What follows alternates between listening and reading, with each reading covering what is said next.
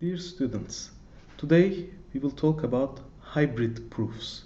But to talk about hybrid proofs, we will use an example. And one of the main uses of the hybrid proofs is when there is a repetition of some underlying primitive. So for hybrid proofs, today what we will do is we will convert a pseudo-random generator that has n plus 1 bits of output to another pseudo-random generator that has n plus some, let's say, pn, where p is a polynomial bits of output. So we are extending the output length of a pseudo-random generator. Remember, this pseudo-random generator with n plus 1 bit output, we know how to create using, for example, a one-way permutation, let's say, that has an n bit output, plus the hardcore bit associated with that one-way permutation.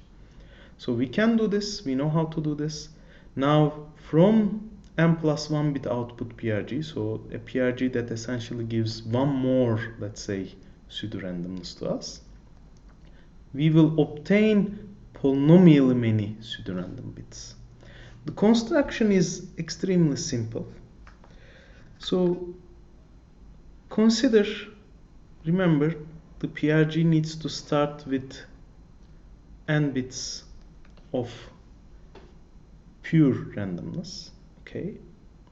So now what we are going to do is, let's say our n plus 1 bit PRG is called gn plus 1. So its domain is n bit values and its range is n plus 1 bit values. Now using this, we will run this once. So let's run gn plus 1 on this n bit random value. What will it give us? It will give us n plus 1 bit output. Okay. So we start with n bits of randomness here.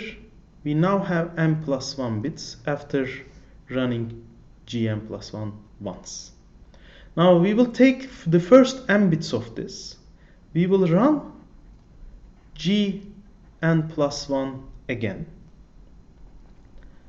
What is it going to output? It will again output n plus 1 bits. So n bits here, 1 bit here. And then we will copy this 1 bit here. Okay. So essentially now we have n plus 2 bits. After running gn plus 1 twice, we have n plus 2 bits. Now let's run this gn plus 1 one more time. It will again give us n plus 1 bit output. So n bits here, 1 bit here. Then we will copy these 2 bits here. Okay. So in total we have n plus 3 bits now. If I continue running gn plus 1 on the first n bits of this value, eventually what I will obtain is, if I run this in total pn many times, I will obtain n plus pn bits at the end. So remember what we said? If I run gn plus 1 once, I have n plus 1 more bit. If I run gn plus 2 twice, I have n plus 2. If I run it 3 times, I have n plus 3, which means if I run it pn times, I will have n plus pn. Now with these, what we are going to construct is the following. Our goal is to construct g, let's say n plus pn. This is a new pseudo-random generator we are constructing.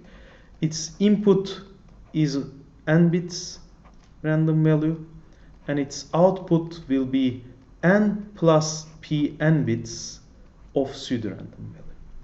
So if I run gn plus 1 essentially Pn times using these first n bits of the result, okay, and then keep the extra bits here.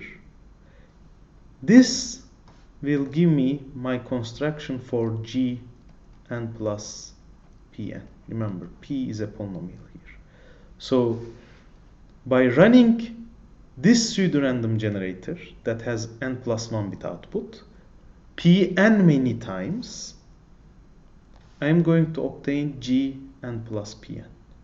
And if this Gn plus 1 is a polynomial algorithm, okay, this whole Gn plus 1 will take polynomial time.